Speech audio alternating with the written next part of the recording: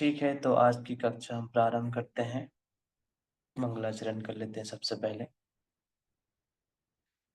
ॐ अज्ञानतिमिरान्धस्य ज्ञानाञ्जनशलाकया चक्षुरुन्मिलितं येन तस्मै श्रीगुरुवे नमः। श्रीचैतन्यमनोभीष्टं स्थापितं येन भूतले स्वयं रूप कदा मह्यं ददाति स्वपदकान्तिकं। वन्देऽहं श्रीगुरु श्रीयुतपदकमलं श्रीगुरुन् वैष्णवांश्च श्रीरूपं साग्रजातं सहगण रघुनाथान्वितं तं सजीवं साद्वैतं सावधूतं परिजनसहितं कृष्णचैतन्यदेवं श्रीराधाकृष्णपादान् सहगण ललिता श्रीविशाखध्वंस। हे कृष्णा करुणा सिन्धु दीनबन्धो जगत्पते गोपीश गोपिका कान्त राधा कान्त नमस्तुते। तत्पकाञ्चन गौराङ्गे राधे वृन्दावनेश्वरि वृषभानुसुते देवी प्रणमामि हरिप्रिये। कृष्णाय वासुदेवाय देवकीनन्दनाय च नन्दगोपकुमाराय गोविन्दाय नमो नमः।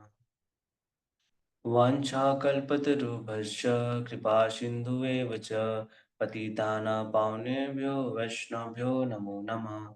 नमः ॐ विष्णुपादाय कृष्णप्रेष्ठाय भूतले श्रीमते भक्तिवेदान्त स्वामीति नामिने।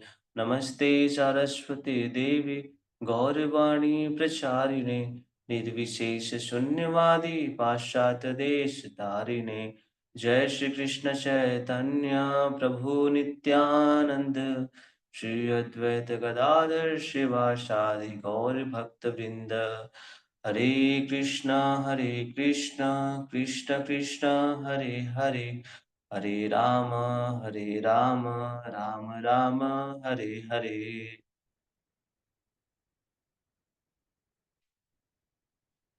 हरे कृष्णा। तो हम अभी पढ़ रहे हैं अध्याय 3 कर्म योग। तो हमने अभी कुछ दिनों पहले हमने श्लोक क्रमांक जो है श्लोक क्रमांक 28 और 29 और 30 हमने पढ़ा। तो आज जो है वो 30 नंबर के श्लोक हम फिर से लेंगे और उसको थोड़ा सा और अच्छे से समझने का प्रयास करेंगे। तो हम एक बार श्लोक क्रमांक 28 और 29 को थोड़ा सा हम शॉर्ट में रिवीजन कर लेते हैं कि भगवान ने आखिर उसमें क्या बताया है।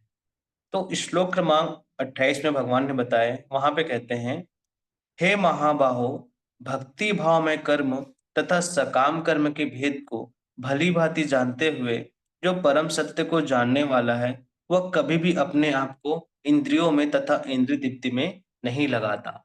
तो भगवान ने यहाँ पे बताया कि जो तत्वविद है, तत्वविद मतलब क्या होता है, जो भगवान को तत्व से जानते हैं, है ना। और जो परम सत्य को जानने वाला है, परम सत्य कौन है, भगवान श्री कृष्ण है।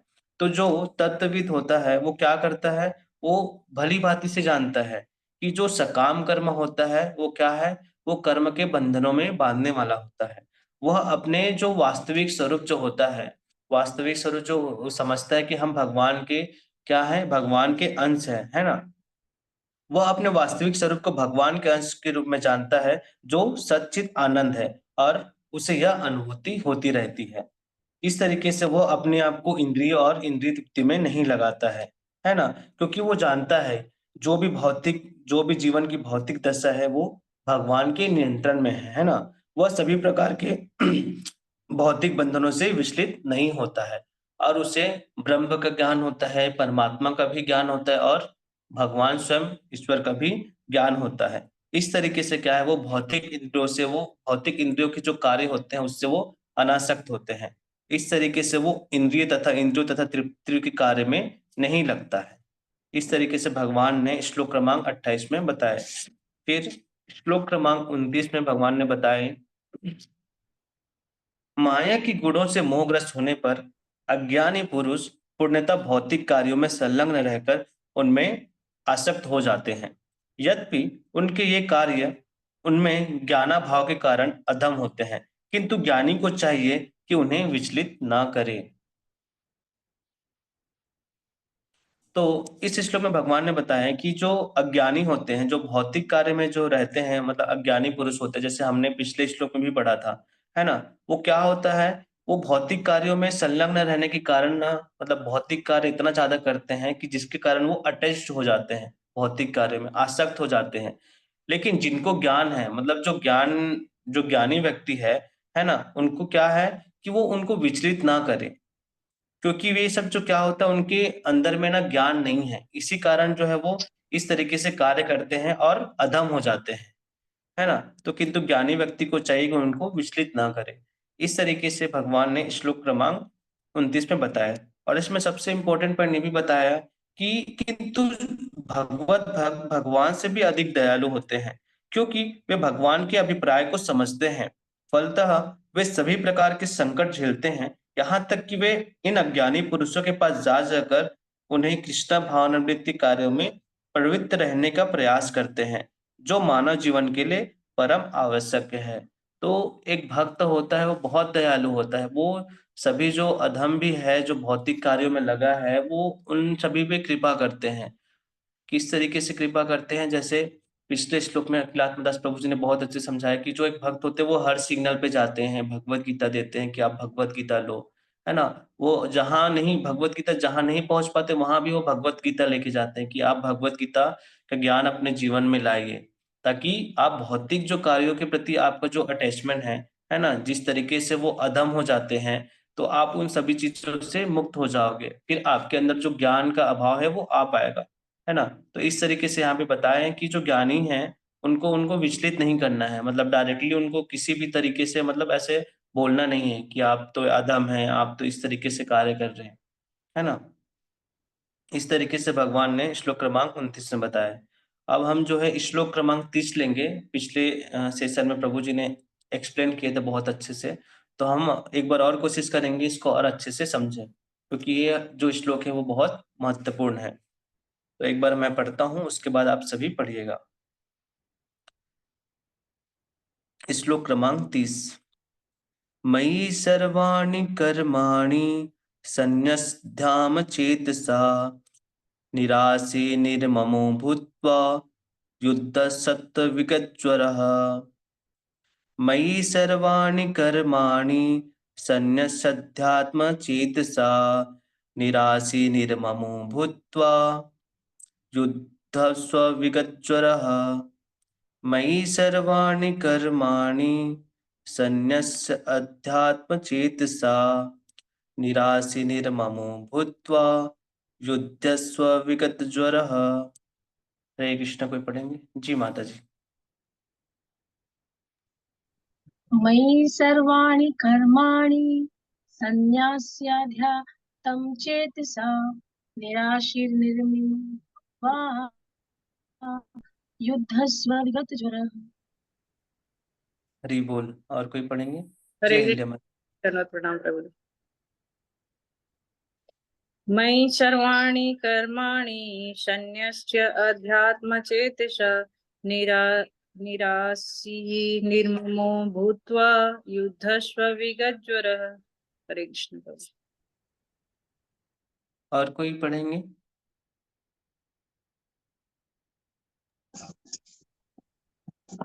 हरे कृष्ण प्रभु जी, धन्यवाद प्रणाम। हरे कृष्ण प्रभु जी, धन्यवाद प्रणाम। मयि सर्वाणि कर्माणि संन्यस्याध्यात्मचेतसा, निरा निराशो निर्ममो भूत्वा युद्धस्व विगतज्वरः। हरि बोल। और कोई पढ़ेंगे? अंकिता माता जी, सत्यवती सिन्हा माता जी। हरे कृष्ण। मयि सर्वाणि कर्माणि सन्न्यस्याध्यात्मचेतसा, निराशीः निर्ममः भूत्वा युद्धस्य विगतज्वरः। हरि बोल। और कोई? सत्यवती सिन्हा माता जी आप पढ़ेंगे? कौमुदकी माता जी। ठीक है। मई मुझ में सर्वाणि सब तरह के कर्माणि कर्मों को संन्यस्य पूर्णतः त्याग करके, अध्यात्म पूर्ण आत्मज्ञान से युक्त, चेतसा चेतना से, निराशी है लाभ की आशा से रहित निष्काम, निर्ममः स्वामित्व की भावना से रहित ममता त्यागी, भूत्वा होकर, युद्धस्व लड़ो, विगत ज्वर आलस्य रहित। अतः हे अर्जुन, अपने सारे कार्यों को मुझ में समर्पित करके मेरे पूर्ण ज्ञान से युक्त होकर लाभ की आकांक्षा से रहित, स्वामित्व के किसी दावे के बिना तथा आलस से रहित होकर युद्ध करो। तो अब देखिए ये वाला जो श्लोक है वो बहुत इंपॉर्टेंट है कि इससे हमको पता चलता है कि आखिर भगवत गीता सुनाने का उद्देश्य क्या है। हम जो भगवत गीता पढ़ रहे हैं तो आखिर हम जो पढ़ रहे हैं उसका उद्देश्य क्या है, इसको समझने का उद्देश्य क्या है, तो हम इस श्लोक में समझेंगे क्योंकि ये भगवत गीता का एक सार है ना ये श्लोक। तो हम इसको इसीलिए फिर से हम एक बार समझने का प्रयास कर रहे हैं, है ना। अब यहाँ पे भगवान अर्जुन को बता रहे हैं, कह रहे हैं अपने सारे कार्यों को मुझ में समर्पित करके, है ना। तो हमको जितना भी हमारा जो भी कार्य हम जो भी करते हैं, हमारा जो डिस्क्राइब ड्यूटी है, जो हमारा स्वधर्म है, कर्तव्य है, जो भी हम कार्य कर रहे हैं वो सब हमको क्या करना है, भगवान को समर्पित करते हुए करना है। ऐसा नहीं है कि हमने कुछ कार्य को समर्पित कर दिया है, कुछ को नहीं किया है। हमको अपने जो भी जितने भी हम जो भी कुछ भी कर रहे हैं हमको भगवान को समर्पित करना है। और क्या बता रहे हैं, मेरे पूर्ण ज्ञान से युक्त होकर, है ना। मेरे पूर्ण ज्ञान से युक्त होकर, इसका मतलब क्या है, कोई बताना चाहेंगे?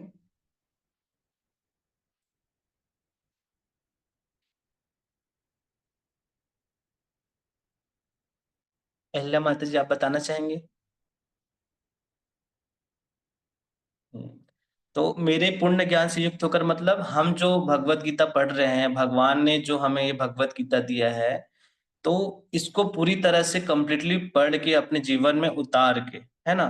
तो यहाँ पे यही बताना चाह रहे कि मेरे पूर्ण ज्ञान से युक्त होकर, और क्या बता रहे, लाभ की आकांक्षा से रहित होना है ना। लाभ की आकांक्षा, हमको कोई भी ऐसा लाभ हानि में चीजों से हमको दूर रहना है। जो मिला तो अच्छा, नहीं मिला तो भी अच्छा, इस तरीके से हमको लाभ की आकांक्षा से रहित होना है। और क्या बता रहे, स्वामित्व के किसी दावे के बिना, स्वामित्व की दावा मतलब क्या होता है, ऑनरशिप, मतलब हमको कंट्रोलर की जो भावना होती है ना, उससे हमको क्या होना है, दूर होना है, स्वामित्व के किसी दावे के बिना। ऐसा होता है ना कि ये मेरा पुत्र है, ये मेरा पत्नी है ना, ये तो मैंने घर बनाया है, ये मेरा गाड़ी है।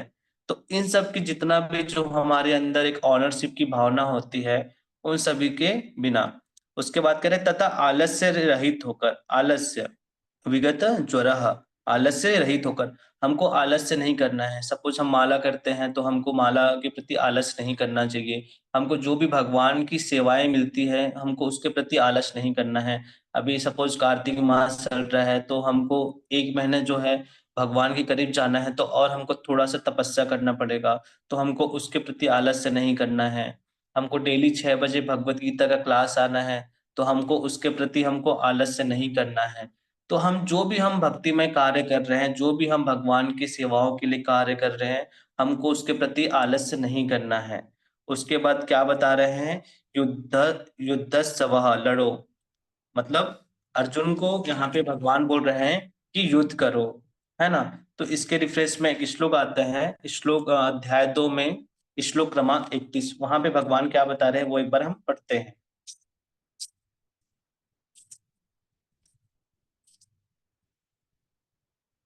यहाँ पे भगवान बताते हैं, क्षत्रिय होने के नाते अपने विशेष धर्म का विचार करते हुए तुम्हें जानना चाहिए कि धर्म के लिए युद्ध करने से बढ़कर तुम्हारे लिए अन्य कोई कार्य नहीं है, अतः तुम्हें संकोच करने की कोई आवश्यकता नहीं है। तो देखिए यहाँ पे एक तरीके से भगवान अर्जुन को लड़ने के लिए बोल रहे हैं। तो फिर हमको हमको क्या चीज से लड़ना है, हमको अपने इस जीवन में हमको भी लड़ना है, लेकिन क्या चीज से लड़ना है। भगवान ने तो अर्जुन के लिए बता दिए कि तुमको तो युद्ध करना है। क्यों युद्ध करना है, क्योंकि उनका क्षत्रिय धर्म है। बट अब हम इसको अपने जीवन में कैसे उतारेंगे, हमको क्या चीज से युद्ध करना है, कोई बताना चाहेंगे? हमको किस चीज से युद्ध करना है इस भौतिक जीवन में, भगवान ने तो यहाँ बता रहे हैं। अपनी इच्छाओं से प्रभु। हाँ बहुत सही माता जी, हमको अपनी इच्छाओं से युद्ध करना है, क्योंकि हमारी इच्छाएं जो है अगर भौतिक चीजों में लगा है तो वो सही नहीं है, और हमारी इच्छाएं अगर भगवान की जो सेवाओं में लगा है तो अच्छा है ना। तो हमको क्या युद्ध करना है, हमारे लिए क्या युद्ध है कि हम भौतिक संसार में रहते रहते जो हमारी चेतना है, जो हमारा मन है, वो क्या करना है, भगवान की सेवाओं में लगाना है, भगवान के चरण कमलों में लगाना है। क्योंकि हम देखते हैं कि हमारा मन कितना विचलित रहता है ना। हमारी जो चेतना है वो किस तरीके से दूषित है।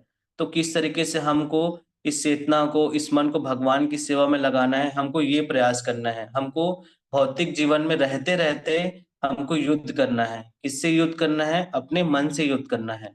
मन को हमको मारना है, अगर वो भगवान की सेवाओं में नहीं लग रहा, अगर वो भगवान की भक्ति कार्यों में नहीं लग रहा है। तो भगवान भगवत गीता के अध्याय 9 में श्लोक क्रमांक 34 में कहते हैं,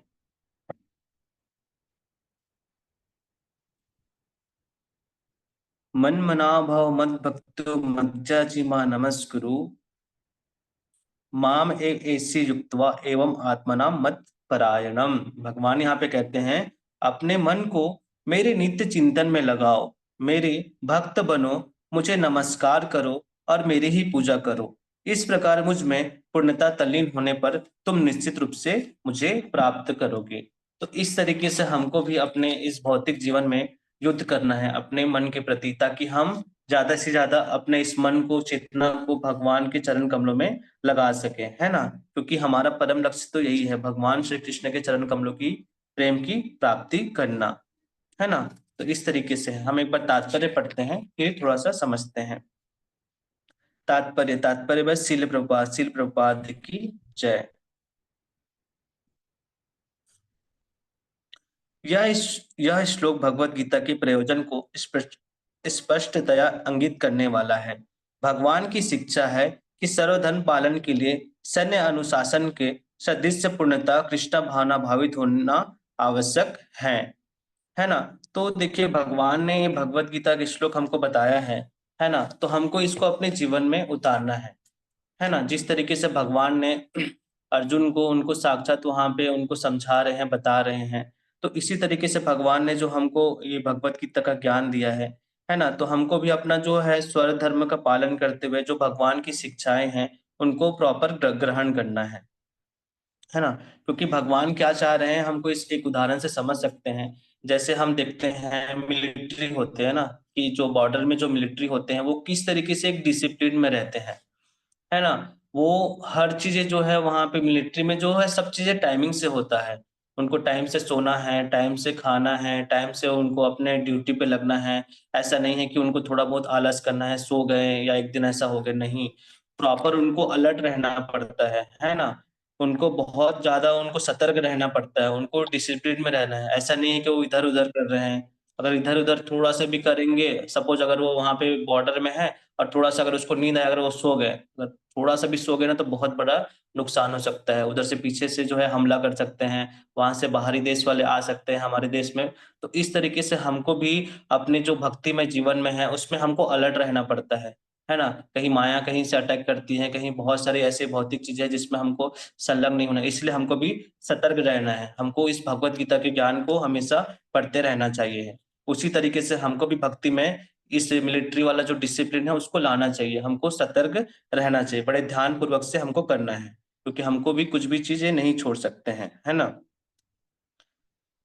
आगे कहते हैं, ऐसे आदेश से कुछ कठिनाइयां उपस्थित हो सकती हैं, फिर भी कृष्ण के आश्रित होकर स्वधर्म का पालन करना ही चाहिए, क्योंकि यह जीव की स्वाभाविक स्थिति है ना। अब यहाँ पे भगवान बता रहे हैं कि ऐसे ऐसे कुछ आदेश से कुछ कठिनाइयां उपस्थित हो सकती है। ठीक है, हमको कुछ भौतिक जीवन में, है ना, हमारे पर्सनल लाइफ में या तो प्रोफेशनल लाइफ में हमको कुछ प्रॉब्लम्स हो सकती हैं। लेकिन हम जो हमारा जो भक्ति में कार्य, हमको जो ड्यूटी है, भक्ति का कार्य है, उसको हमको नहीं छोड़ना है। क्यों नहीं छोड़ना है? क्योंकि हमको यह समझना है कि हम जो भी कार्य कर रहे हैं वो भगवान की सेवा के लिए कर रहे हैं, है ना। तो हो सकता है कि थोड़ा बहुत कठिनाइयां आए, है ना। हो सकता है कि हमारा मन जो है थोड़ा सा विचलित हो जाता है। क्यों विचलित हो जाता है? कि जो भगवान की बहिरंगा शक्ति माया है वो बहुत ज्यादा क्रूर है ना। हमको कहीं कहीं तरीके से हमको ऐसी माया, ऐसे प्रलोभन देती है कि हम कहीं ना कहीं भक्ति मार्ग में थोड़ा सा हम डगमगा जाते हैं, है ना।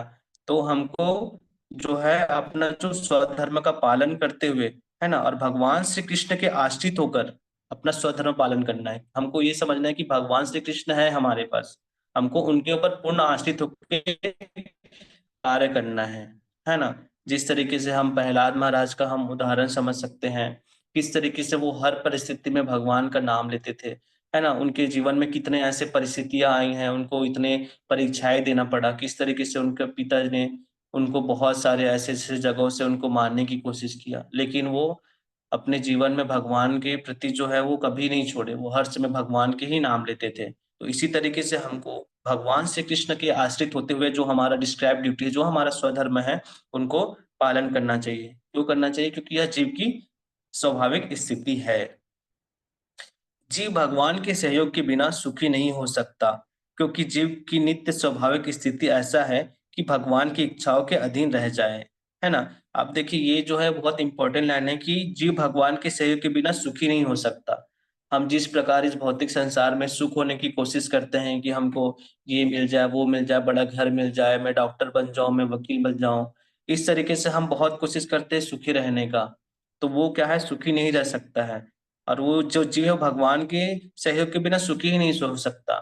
जिस प्रकार हम एक उदाहरण से समझ सकते हैं, सपोज कोई एक बच्चा है ना, बहुत छोटा बच्चा है, वो हमेशा अपने मम्मी पापा के ही साथ खाने पीने के लिए जाता है कहीं भी। अगर सपोज वो बच्चा बोले पापा मुझे 100 रुपए दो, मैं कुछ गुपचुप खा के या कुछ खाने के लिए जा रहा हूँ करके, और वो जिद करता है अकेले जाने का, अगर सपोज वो अकेले जाता है कहीं गुपचुप खाने के लिए, अगर वो गुपचुप खाने वहां जाता है, अब मान लो सपोज उसको बहुत तीखा लग गया, अब तीखा लग गया तो वो अपने मम्मी पापा को याद करेगा। क्यों याद करेगा? क्योंकि वो हमेशा अपने मम्मी पापा के साथ जाता है, वो छोटा है, कभी भी उसको तीखा लगा, कुछ लगा, मम्मी तुरंत उसको पानी पिला दिए, कुछ भी कर दिए, तो वो बच्चा क्या करता है, वो याद करता है मम्मी पापा को, है ना। तो वो जो बच्चा है, वो अगर वो मम्मी पापा के कॉर्पोरेट में रहेगा, मतलब उसके अंडर में रहेगा, उनके साथ में रहेगा, तो बच्चा क्या है, सुखी रहेगा वो, है ना। उसी प्रकार अगर हमको अगर सुखी रहना है तो हमको भगवान के सहयोग की जरूरत पड़ेगा। क्यों पड़ेगा? क्यों पड़ेगा? क्योंकि हम भगवान से क्या है, विमुख हो चुके हैं। हमको लगता है कि अगर हम फ्रीडम अपने हिसाब से रहेंगे, स्वतंत्र रहेंगे, तो हमको लगता है कि हम खुश रहेंगे, है ना। हम क्या करते हैं, भगवान से अलग होने का प्रयास करते हैं, जिसके कारण ही हम जो है इस भौतिक संसार में सुखी नहीं रहते हैं। तो अगर हमको सुखी रहना है तो हमको भगवान के सहयोग की जरूरत पड़ेगा, क्योंकि जो भगवान है वो भगवान जो है वो क्या है, कंट्रोलर है। वो पूरे ब्रह्मांड को, सृष्टि को पूरा कंट्रोल करते हैं, नियोजित करते हैं, ऑपरेट करते हैं। तो अगर हम जो भगवान ऑपरेटर है, अगर हम उसके कॉर्पोरेट में रहेंगे, उनके अंडर में रहेंगे, तो हम क्या है, खुश रहेंगे। इसी तरीके से यहाँ पे बता रहे हैं। आगे कहते हैं, अतः कृष्ण ने अर्जुन को युद्ध करने का इस तरह आदेश दिया मानो भगवान उसके सेना नायक हो। परमेश्वर की इच्छा के लिए मनुष्य को सर्वस्व की बलि करनी होती है, और साथ ही स्वामित्व जताए बिना स्वधर्म का पालन करना होता है ना। हमको कभी भी कंट्रोलरशिप की भावनाएं नहीं रखना है, वो सब भाव को त्याग देना है, ये मेरा है, मैंने किया है, स्वामित्व की भावना को बिल्कुल त्याग देना है, और अपना स्वधर्म का पालन करना होता है। जो हमको भगवान ने जो कर्तव्य दिए, जो हमारा कर्तव्य है, इसको पालन करना है।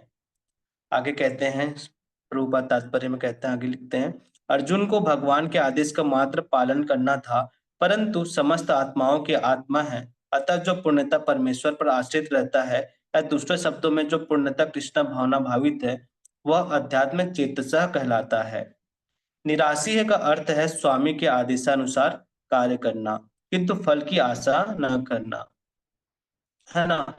अब यहाँ पे बताया गया है कि निराशी का क्या अर्थ है, मतलब लाभ की आशा से रहित होना है। हमको कहीं भी एकदम लाभ हानि का एकदम इस तरीके से हमको सोचना नहीं है। अगर भगवान की कृपा से हमको मिल गया तो भी ठीक, नहीं मिला तो भी ठीक है ना। इस तरीके से हमको यहाँ पे समझना चाहिए। हमको कभी फल की आशा नहीं करना चाहिए। सपोज हमने कुछ ऐसे कार्य किए हैं तो हमको इस तरीके से आकांक्षा नहीं रखने, अरे यार मैंने इतना बड़ा काम कर, इतना अच्छा काम किया, जो काम कोई नहीं कर सकता था मैंने किया। तो आप ऐसा ना सोचे कि अरे यार मुझे इसके प्रति थोड़ा सम्मान मिले, थोड़ा माला पहना है। इस तरीके से भाव हमको कहीं कुछ भी नहीं रखना है। आगे यहाँ पे प्रभुपाद तात्पर्य में लिखते हैं, कोषाध्यक्ष अपने स्वामी के लिए लाखों रुपए गिन सकता है, किंतु इसमें से वह अपने लिए एक पैसा भी नहीं चाहता है। इसी प्रकार मनुष्य को यह समझना चाहिए कि इस संसार में किसी व्यक्ति का कुछ भी नहीं है। सारी वस्तुएं परमेश्वर की है। अब देखिए बहुत महत्वपूर्ण इम्पोर्टेंट है समझने के लिए, क्योंकि अगर जिस दिन हम ये समझ जाएंगे कि जो कुछ भी है वो भगवान का है, हमारा नहीं है, तो हम जो आज अहंकार करते हैं, मैं की भावना रखते हैं कि अरे ये तो मैंने कमाया है, ये मेरा चीज है, ये तो मेरा घर है, इस तरीके से जो हम भाव रखते हैं वो सब खत्म हो जाएगा। कब खत्म हो जाएगा? जिस प्रकार यहाँ पे प्रभुपाद यहाँ पे तात्पर्य में उदाहरण दे रहे हैं कि कोषाध्यक्ष अपने स्वामी के लिए लाखों रुपए गिन सकता है। हम जब एक बैंकर कैशियर जो रहता है, बैंक का कैशियर, उनके पास करोड़ों रुपए आते हैं, है ना? बट वो उस पैसे को नहीं रखता। क्यों नहीं रखता? क्योंकि उसको मालूम है ये पैसा जो है मेरा नहीं है, वो बैंक वालों का, मतलब उनका जो है उनका है। उसी प्रकार हम इस भौतिक संसार में आए हैं, तो यहाँ पे भगवान ने हमको सारी व्यवस्थाएँ दी है, जो भी मटेरियल हमको यहाँ पे दिया है। सपोज़ हम एक घर भी बनाते हैं, तो घर बनाते तो हम कितने अहंकार से कहते हैं, ये घर मैंने बनाया, मैंने कमा के बनाया है। बट सारी चीज़ें कौन प्रोवाइड कर रहे हैं यहाँ पे? क्या हम ईंटें हमने बनाए? क्या हमने आविष्कार किए? मिट्टी-रिट्टी? कुछ नहीं, ये सब कहाँ से? प्रकृति से आ रहे हैं। प्रकृति कौन है? भगवान का ही है सारी चीज़ें। तो इस तरीके से अगर जिस दिन हम ये समझ जाएँगे कि ये संसार की सारी वस्तुएँ भगवान की है ना? तो हम इस ओनरशिप की भावना से, ये जो स्वामित्व की भावना से वहाँ से निकल सकते हैं। इसी प्रकार हमको समझना चाहिए कि यहाँ पे जो है हमारा कुछ भी नहीं है, सब जो है वो भगवान की है। मही अर्थात मुझमें का वास्तविक तात्पर्य यही है। और जब मनुष्य इस प्रकार से कृष्ण भावनामृत में कार्य करता है, तो वह किसी वस्तु पे अपना स्वामित्व का दावा नहीं कर सकता है। तो हम जैसे-जैसे हम कृष्ण भावना भावित में आए हैं, हम जैसे-जैसे हम थोड़ा-सा भक्ति किए, हमने गुरुओं की शरण लिए, तो हमको समझ में आया, है ना? क्या समझ में आया? कि हम धीरे-धीरे हम हमारे अंदर से जो भावनाएँ हैं, स्वामित्व की भावनाएँ, वो हम कम कर रहे हैं। सपोज़ आज जैसे हम अगर देखेंगे, हमारे हिजड़े टोनी नंदन प्रभु है, उन्होंने घर बनाया, इतना अच्छा घर बनाया है। तो आज अगर आप बाहर देखेंगे, उनके घर पे बाहर क्या नाम लिखा है, तो आप समझ जाएँगे कि क्या भावना आ गई है प्रभु जी के अंदर में। तो इस तरीके से हम समझ सकते हैं कि जब हम कृष्णा भावनामृत में आते हैं, तो हम समझ पाते हैं कि ये जो कुछ भी है वो भगवान का है और हम भगवान को समर्पित कर देते हैं। यह भावनामृत निर्मम अर्थात मेरा कुछ नहीं है कहलाता है। यदि ऐसे कठोर आदेश को, जो शारीरिक संबंध में तथाकथित बंधुत्व भावना से रहित है, पूरा करने में कुछ झिझक हो तो उसे दूर कर देना चाहिए, है ना? हमको कुछ भी चीजें ऐसे झिझक नहीं रखना चाहिए, कोई भी डाउट ऐसे नहीं रखना चाहिए। इस प्रकार मनुष्य विगत ज्वर अर्थात ज्वर या आलस्य से रहित हो सकता है। और जिस दिन हमें समझ जाएंगे कि जो भी है भगवान का है ना? तो उस दिन क्या है, हम आलस से नहीं करेंगे, हम बहुत अच्छे से करेंगे चीजों को, है ना? जिस तरीके से हम हर चीज़ों में क्या है, कहीं न कहीं अभी भी हम कमी करते हैं। अरे, हम थोड़ा-सा सो जाते हैं ना, हम ये सब चीज़ कर सकते हैं। भई हमको भगवान ने शरीर दिया है, भगवान ने हमको शरीर क्यों दिया गया है? अपनी इंद्रिय तृप्ति, अपनी इच्छाओं पूर्ति के लिए नहीं दिया है हमको। जल्दी से जल्दी भगवान की सेवाओं में लगना है, भगवान के लिए कार्य करना है। जितना अधिक हो सके हमको भक्ति भावना में कार्य करना है। अपने गुण तथा स्थिति के अनुसार प्रत्येक व्यक्ति को विशेष प्रकार का कार्य होता है और ऐसे कर्तव्यों का पालन कृष्णा भावना भावित होकर किया जा सकता है। इससे मुक्ति का मार्ग प्रशस्त हो जाएगा, है ना? तो हम जितना ज़्यादा हम कृष्णा भावना भावित होकर अपने कर्तव्य को पालन करेंगे, तो हमारा जो मुक्ति का मार्ग है वो प्रशस्त हो जाएगा, खुल जाएगा। ठीक है? तो इस तरीके से यहाँ पे भगवान ने बताया हमको, किस तरीके से हम अपने सारे कार्य भगवान को समर्पित करना है। पूर्ण ज्ञान अर्थात भगवत गीता के ज्ञान से होकर, लाभ की आकांक्षा से रहित होना है, स्वामित्व के किसी दावे के बिना हमको रहना है तथा आलस्य से रहित होकर युद्ध करना है। युद्ध करना है मीन्स अपने मन और चित्त को भगवान में लगाना है। ठीक है? तो इस तरीके से ये श्लोक में भगवान ने अर्जुन को बताए। ठीक है? हम अब अगला श्लोक लेते हैं।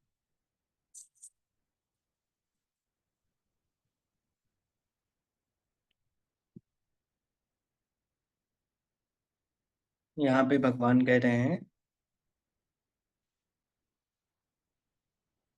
ये मे मतत इदम नित्यम अनुस्तठिन्ति मानवा श्रद्धावान अनुसयन्त मुच्यन्ते ते अपि कर्मभिः।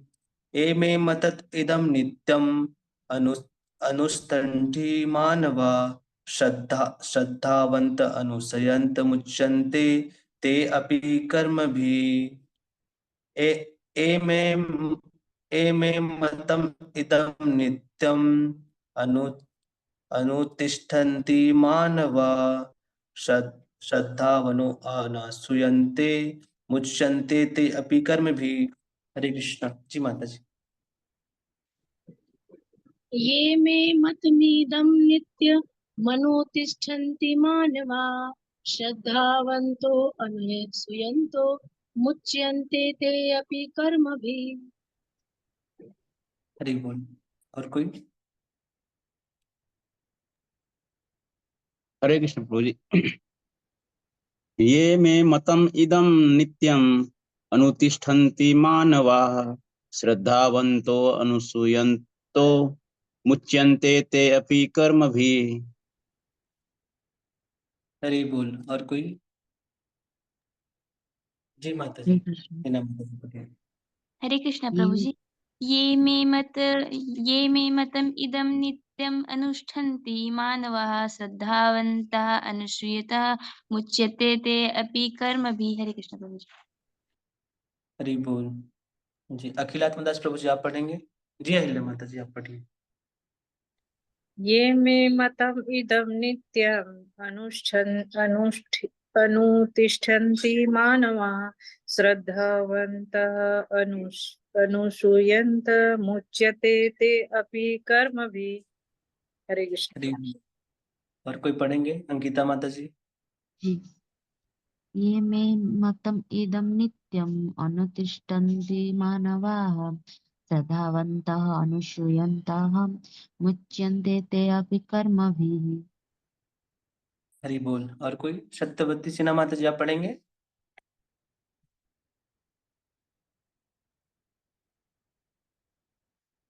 ठीक है।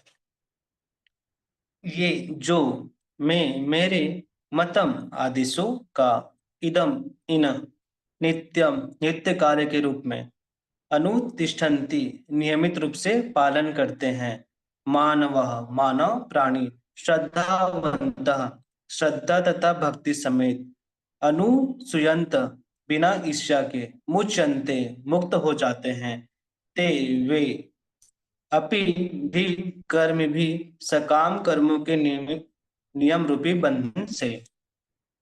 जो व्यक्ति मेरे आदेशों के अनुसार अपना कर्तव्य करते रहते हैं और ईर्ष्या रहित होकर इस उद्देश्य का श्रद्धा पूर्वक पालन करते हैं वे सकाम कर्मों के बंधन से मुक्त हो जाते हैं।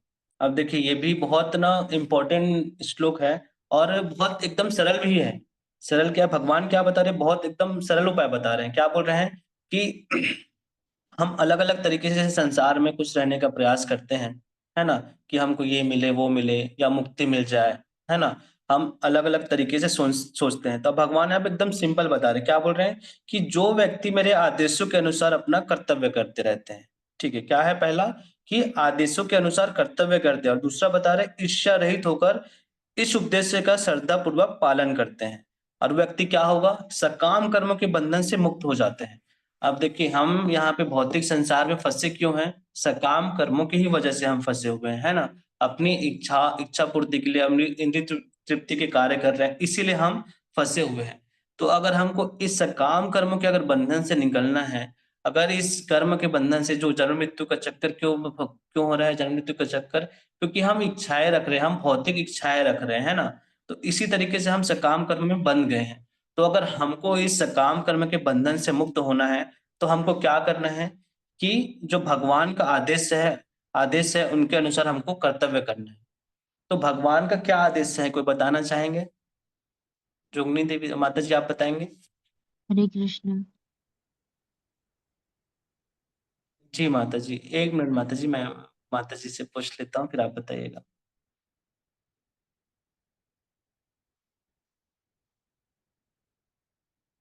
जी जोगनी माता जी आप बताएंगे? जी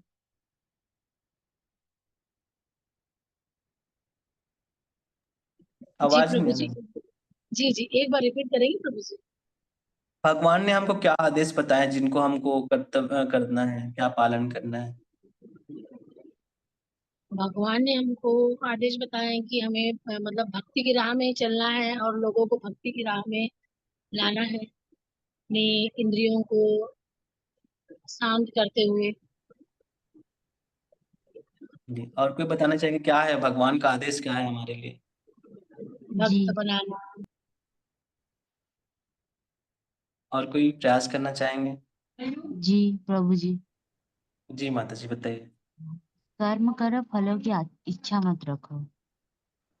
कर्म करो, फलों की इच्छा मतलब, देखो हमको ये समझना है, हम इतने टाइम से भगवत गीता पढ़ रहे हैं, तो भगवत गीता ही है भगवान का आदेश। भगवान ने भगवत गीता में सब बताए हैं। भगवान का आदेश हमने इतने दिन से हम पढ़ रहे हैं, तो भगवत गीता का आदेश ही है भगवान का। भगवान की वाणी है भगवत गीता। तो भगवान ने जो भी यहाँ बताए हैं, हमको यही चीज को यहाँ पढ़ के हमको पालन करना है, ताकि हम सकाम कर्मों से मुक्त हो जाएंगे, है ना। तो भगवान कह रहे हैं कि तुम मुझसे ईर्ष्या मत करो और मेरे आदेशों का पालन करो। उस प्रकार तुम अपना कर्तव्य करते रहो और मुक्त हो जाओ। इस तरीके से भगवान बता रहे हैं। भगवत गीता जो सारे वेदों का सार है, और वेद जो है परम सत्य है, और भगवत गीता स्वयं भगवान की वाणी से निकला है, जो परम सत्य है। अब देखो, ये जो भगवान कह रहे हैं यहाँ पे अर्जुन को बता रहे हैं कि जो व्यक्ति मेरे आदेशों के अनुसार अपना कर्तव्य करते हैं। देखिए, अब जो भगवत गीता है वो संपूर्ण वेदों का सार है ना। भगवान ने सारे चीज जो है वो भगवत गीता में बता दी है अर्जुन के माध्यम से हम सभी के लिए, है ना। ये साक्षात भगवान की वाणी है। अब देखो, हमको कभी ऐसा अगर थोड़ा सा भी हमने सोच भी लिया कि ठीक है ना, भगवत गीता तो है, बुक है ना, हम पढ़ लेते हैं, है ना। इस तरह की अगर हम सोचेंगे ना, तो हमको श्रद्धा नहीं आएगा, भगवान के प्रति विश्वास नहीं आएगा। हमको अगर भगवत गीता के प्रति हमको एकदम दृढ़ता से विश्वास लाना है, श्रद्धा पूर्वक हमको इसका पालन करना है, तो हमको जैसे जैसे हमारे प्रामाणिक गुरु है वो जैसे निर्देश देंगे, हमको जैसे बोला जा रहा है सुबह हमको भगवत गीता की कक्षा आना है, प्रॉपर हमको एक जगह बैठ के प्रॉपर वीडियो ऑन करके, अगर हम वैसे ही अगर रूटीन रखेंगे, तो हमको कहीं ना कहीं जो भगवान का आदेश है वो हमारे अंदर ग्रहण होगा, हमारे हृदय में प्रकाशित होगा, है ना। तो यहाँ पे जैसे आदेश का मतलब बता रहे हैं, जब तक भगवत गीता में विश्वास नहीं होगा, तब तक हम पालन कैसे करेंगे। अब देखिए, आदेश के अनुसार अपना कर्तव्य हम कब करेंगे, जब हमको भगवत गीता के प्रति विश्वास होगा। और विश्वास कब होगा, जब हम गुरु के गाइडेंस में, हम उनके मार्गदर्शन में पढ़ते रहेंगे, उनको समझते रहेंगे, और हम उस सब चीजों को पालन करते रहेंगे, तो हमारे अंदर क्या है, दृढ़ता आएगी। क्योंकि हम देखते हैं बहुत सारे ऐसे भगवत गीता भी आपको मार्केट में ऐसे मिलेंगे जो अपने अपने तरीके से लिखा है। कई भगवत गीता ऐसे है जिसमें भगवान श्री कृष्ण का तो उल्लेख भी नहीं है, उसमें नाम भी नहीं रहता है, अपने हिसाब से भगवत गीता लिख देते हैं। टीकाएं ऐसे हैं, बहुत सारे टीकाकार है जो अपने तरीके से भी भगवत गीता लिख देते हैं।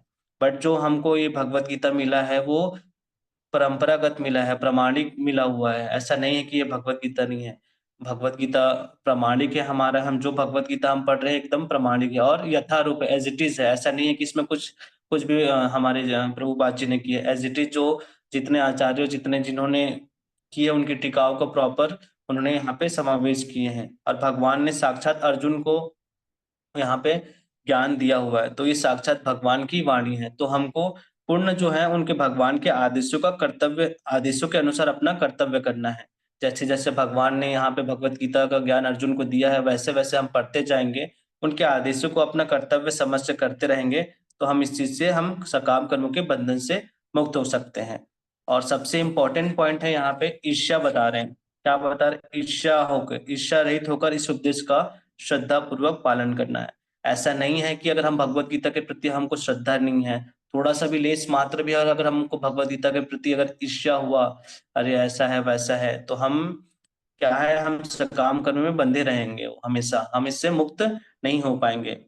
ईर्ष्या, शास्त्रों के विपरीत बात करना, अपना ही अलग धारणा बनाकर कहना, इस तरह की भावना मन में अगर हो तो भी वह सकाम कर्मों से मुक्त नहीं हो सकता है तथा आगे नहीं बढ़ सकता है। अब देखिए, अगर अपनी तरीके से अलग अलग हम धारणा बना लेंगे, है ना, इस तरीके से अगर हमको भावना आ जाएगी, मतलब विपरीत बात करेंगे, जो भगवान शास्त्रों में बता रहे हैं अगर हम उससे विपरीत बात करेंगे और अपने हिसाब से चीजें करेंगे, तो हम सकाम कर्मों से मुक्त नहीं हो सकते हैं। कर्म ही हम सब कर्म ही हमको सब संसार में बांधते हैं। कर्म ही हमें अलग अलग योनियों में शरीर प्रदान करते हैं। अपनी इच्छा के लिए, निवृत्ति के लिए किए गए कार्य कर्म बंधन से मुक्त नहीं हो सकता है ना। क्योंकि हम जानते हैं कि कर्म से ही हम इस संसार में बंधे रहते हैं, और कर्म ही हमको अलग अलग योनियां प्राप्त करती है, योनियां हमको मिलता है। और हम अभी नहीं इच्छाओं के कारण ही यहाँ पे फंसे हुए हैं, मुक्त नहीं हो सकते हैं। तो हमको क्या है, भगवान के आदेशों को हमको कर्तव्य समझ के हमको पालन करना है और ईर्ष्या रहित होकर इस उपदेश का श्रद्धा पूर्वक पालन करना है। तो हम एक बार तात्पर्य पढ़ लेते हैं। तात्पर्य बस श्रील प्रभुपाद की जय। श्री भगवान कृष्ण का उपदेश समस्त वैदिक ज्ञान का सार है, अतः किसी अपवाद के बिना यह शाश्वत सत्य है। जिस प्रकार वेद शाश्वत है, उसी प्रकार कृष्ण भावनामृत का यह सत्य भी शाश्वत है ना। तो भगवान श्री कृष्ण का यह जो उपदेश है वो समस्त वैदिक का सार है। मतलब जितना भी हम वैदिक ज्ञान वेद है, उन सभी वेदों का सार क्या है, भगवत गीता ही है। भगवान ने यहाँ पे जो जिस तरीके से हमको बताए हैं, तो जितना भी वेद होते हैं उन सभी का सार जो है भगवत गीता है ना। और यह परम सत्य भी है। मनुष्य को चाहिए कि भगवान से ईर्ष्या किए बिना इस आदेश में दृढ़ विश्वास रखे। ऐसे अनेक दार्शनिक हैं जो भगवत गीता पर टीका रचते हैं, किंतु कृष्ण में कोई श्रद्धा नहीं रखते हैं। वे कभी सकाम कर्मों के बंधन से मुक्त नहीं हो सकते हैं। जैसे कि हमने समझा कि आपको मार्केट में, बाजार में ऐसे बहुत सारे भगवत गीताएं मिल जाएंगे जो अपने तरीके से टीका लिखते हैं, और जिसने जो भगवान से श्रद्धा भी नहीं रखते हैं और भगवान से ईर्ष्या भी करते हैं, तो क्या वो व्यक्ति सकाम कर्मों से मुक्त हो पाएगा? बिल्कुल नहीं हो पाएगा, वो और बंधन में फंसते जाएंगे। किंतु एक सामान्य पुरुष भगवान के इन आदेशों में दृढ़ विश्वास करके कर्म नियम के बंधन से मुक्त हो सकता है ना। हम जैसे जैसे भगवान के आदेशों के पालन करेंगे, उनमें दृढ़ विश्वास होगा, तो हम भी इन कर्म बंधन से मुक्त हो सकते हैं।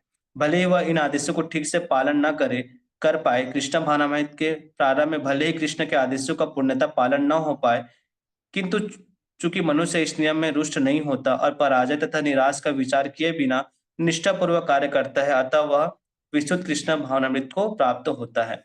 अब देखिए, अब जो व्यक्ति का शुरुआत है, जो स्टार्टिंग में भगवत गीता पढ़ रहे हैं, उनको श्रद्धा कैसे आएगी, उनको विश्वास कैसे आएगा, है ना। उनको तो समय लगेगा। बट अगर वो गुरु के गाइडेंस में धीरे धीरे अगर वो पढ़ता है, धीरे धीरे उनके हिसाब से कार्य करेंगे, उनके आदेशों का पालन करेंगे, तो उनको धीरे धीरे वो है, उनको उनको क्या बोलते हैं, श्रद्धा आने लगेगी, है ना। भले ही उसको प्रारंभ में भगवान कृष्ण के आदेशों का पूर्णतः पालन न हो पाए, लेकिन जैसे जैसे वो धीरे धीरे वो इन सब चीजों में संलग्न रहेगा, है ना, अपना कार्य करते रहेगा, तो धीरे धीरे वो निष्ठावान भी बन जाएगा और उनको श्रद्धा भी आ जाएगी। इस तरीके से भगवान इस श्लोक में बता रहे हैं। ठीक है, तो इसके रेफरेंस में कुछ श्लोक आते हैं, वो एक बार हम देख लेते हैं। अध्याय 3 श्लोक क्रमांक 30 जैसे हमने सार पढ़ लिए। श्लोक क्रमांक, हाँ ये भी देख लिया हमने। ठीक है, इसमें हमने एक श्लोक देख लिया। ठीक है, तो इसमें इतना ही है कि हमको भगवान के जो है आदेशों के अनुसार कर्तव्य करना है और ईर्ष्या रहित होकर कार्य करना है। इस तरीके से यहाँ पे बता रहे हैं। हम जो अगला जो श्लोक है वो ले लेते हैं, जो छोटा सा है।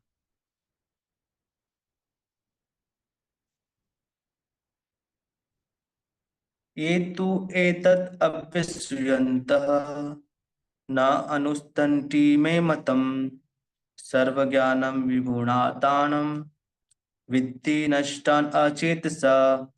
एतु एतत् अभ्यसूयन्त न अनुतिष्ठन्ति मे मतम् सर्वज्ञानं विमूढान्तान् विद्धु नष्टान् अचेतसा। एतु एतत् अभ्यसूयन्त न अनुतिष्ठन्ति मे मतम् सर्वज्ञानं विमूढान्तान् विद्धि नष्टान् अचेतसः। जी माता जी। ये त्वेदभ्यसूयन्तु नानुतिष्ठन्ति मे मतम् सर्वज्ञानविमूढांस्तान् विद्धि नष्टान् चेतसः। बिल्कुल। और कोई?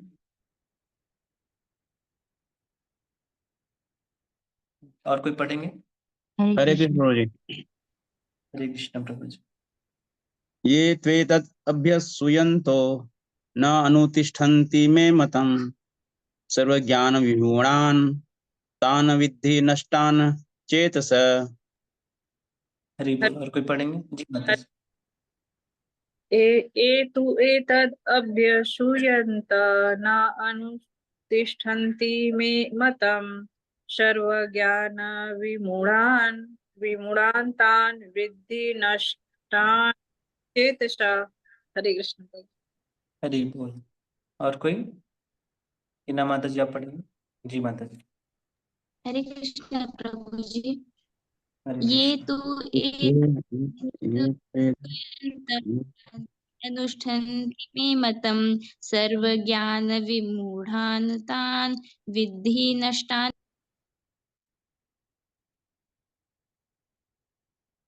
हरि बोल। ये जो तू किंतु एतत् इस अभ्यसूयंत ईर्ष्यावश न अनि अनुतिष्ठन्ति नियमित रूप से संपन्न करते हैं। मैं मेरा मतम आदेश सर्व ज्ञान सभी प्रकार के ज्ञान में विमूढ़ान पूर्णता दिग्भ्रमित तान उन्हें वृद्धि ठीक से जानो नष्टान नष्ट हुए अचेतसा कृष्ण भावनामृत रहित। किंतु जो ईर्ष्यावश इन उपदेशों की उपेक्षा करते हैं और इनका पालन नहीं करते उन्हें समस्त ज्ञान से रहित दिग्भ्रमित तथा सिद्धि के प्रयासों में नष्ट भ्रष्ट समझना चाहिए। अब देखिए पिछले पिछले श्लोक में क्या बताया, हमको भगवान के आदेशों का पालन करना है, हमको ईर्ष्या रहित होना है, हमको भगवान की जो भगवत गीता है जो बताया उनको श्रद्धा रखना, श्रद्धा पूर्वक पालन करना है। अब यहाँ श्लोक में क्या बता रहे हैं, किंतु जो ईर्ष्यावश निर्दोषों की उपेक्षा करते हैं। अब जो यहाँ बता रहे हैं कि जो ईर्ष्या करते हैं, ईर्ष्या करने के बाद क्या कर रहे हैं, जो भगवान का आदेश है ना, जो उपदेश बताए उनकी क्या है, उपेक्षा करते हैं, मतलब मजाक उड़ाते हैं, खिल्ली उड़ाते हैं कि अरे भगवत गीता से क्या मिलेगा, है ना। ऐसा जो कहते हैं वो क्या होते हैं, वो भौतिक लोगों का भगवान के प्रति शरणागत नहीं होते हैं ऐसे लोग। और वो क्या है, वो सकाम कर्म के बंधन में और और फंस जाते हैं, और वो सकाम कर्म तुष्ट करने के लिए ही लगे रहते हैं, मतलब अपनी इच्छा पूर्ति करने के लिए ही लगे रहते हैं, इनका पालन भी नहीं करते हैं, है ना। उनको क्या लगता है, अरे यार मेरे तो एक ही लाइफ है, एक ही जीवन तो बचा हुआ है ना, तो मैं अपना इंद्रिय तुष्टि का कार्य ज्यादा कर लेता हूँ, है ना। वो भगवान के प्रति कभी शरणागत नहीं होते हैं, वो बस इंद्रिय तृप्ति के वश में ही रहता है। तो तात्पर्य पढ़ते हैं एक बार, तात्पर्य बस शिल प्रपात की जय। यहाँ पर कृष्ण भावना भाविक न होने के दोष का स्पष्ट कथन है। जिस प्रकार परम अधिशासी की आज्ञा के उल्लंघन के लिए दंड होता है, उसी प्रकार भगवान के आदेशों के प्रति अवज्ञा करने के लिए भी दंड है। अवज्ञाकारी व्यक्ति चाहे कितने ही बड़ा क्यों ना हो, वह शून्य हृदय होने से आत्मा के प्रति तथा परम ब्रह्म परमात्मा एवं श्री भगवान के प्रति अनभिज्ञ रहता है। अतः ऐसा व्यक्ति से जीवन की सार्थकता की आशा नहीं की जा सकती है ना। अब भगवान उसकी बात कर रहे हैं जो कृष्ण भावनामृत न होने के दोष का स्पष्ट कर रहे हैं, जो कृष्ण भावना भावित नहीं है, जो कृष्ण भावना भावित में दोष देखते हैं, ईर्ष्या करते हैं, है ना, उपदेशों की उपेक्षा करते हैं, मजाक उड़ाते हैं, है ना। तो उसके बारे में बात कर रहे हैं, और यहाँ पे एक इंपॉर्टेंट लाइन बता रहे हैं कि वो ब्रह्म के प्रति, परमात्मा के प्रति और भगवान के प्रति वो अनभिज्ञ रहते हैं, मतलब उसको कोई ज्ञान नहीं रहता है ऐसे व्यक्ति को, और ऐसे व्यक्ति के जीवन की सार्थकता की आशा नहीं कर सकते, मतलब उसकी जीवन जो है वो सही से नहीं होगा, वो अलग अलग योनि में फिर भटकेगा। क्यों भटकेगा? क्योंकि उनको तो लगता है भैया ये भगवान ने भगवत गीता का जो ज्ञान दिए हैं वो तो ऐसी है, क्या होगा इस भगवत गीता के ज्ञान से, है ना। मजाक उड़ाते हैं, तो ऐसे लोगों की यहाँ पे बात चल रही है। किंतु जो ईर्ष्यावश इन उद्देश्यों की उपेक्षा करते हैं और इनका पालन नहीं करते, उन्हें समस्त ज्ञान से रहित हो जाते हैं। समस्त ज्ञान जो भगवान ने जो यहाँ पे ज्ञान बता रहे भगवत गीता के माध्यम से, उस ज्ञान से वो रहित हो जाता है, दिग्भ्रमित हो जाता है, मतलब भ्रमित हो जाता है, वो अपनी इंद्रिय तृप्ति के लिए कार्य करता है तथा सिद्धि के प्रयासों में नष्ट भ्रष्ट समझना चाहिए। और वो आगे सिद्धि के जो प्रयास होते हैं, जो आगे बढ़ना होता है, जो कृष्ण भावना भावित में आगे बढ़ना होता है, जो परम ब्रह्म के बारे में जानने के लिए, परमात्मा के बारे में जानने के लिए, भगवान के बारे में जानने के लिए, तो ये सब जो प्रयास होते हैं उनके सभी नष्ट भ्रष्ट हो जाते हैं, है ना। इस तरीके से यहाँ पे भगवान बता रहे हैं। ठीक है, तो आज हम यहीं पे हम इतना ही क्लास आज लेते हैं, आगे जो है वो कल हम लेंगे। ठीक है, तो कभी किन्हीं का कुछ अगर इन तीनों श्लोकों में कोई प्रश्न है, कोई डाउट है तो बता सकते हैं, और कोई भी त्रुटि हुआ तो मुझे क्षमा करिएगा। ठीक है, समझ में तो आया ना?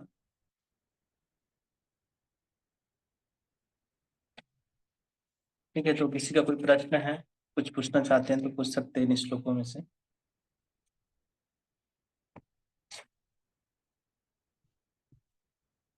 ठीक है, तो कल जो है श्लोक क्रमांक 30 जो है वो अगर हो सके तो याद करिएगा, वो एक बार पूछेंगे आपसे। कि भगवान ने क्या क्या चीजें बताई हैं, कुछ कुछ पॉइंट। ठीक है, तो आज का क्लास हम यहीं पे एंड करते हैं। एक बार सभी हरे कृष्ण महामंत्र। श्लोक क्रमांक 30 माता जी। अच्छा 30। हाँ,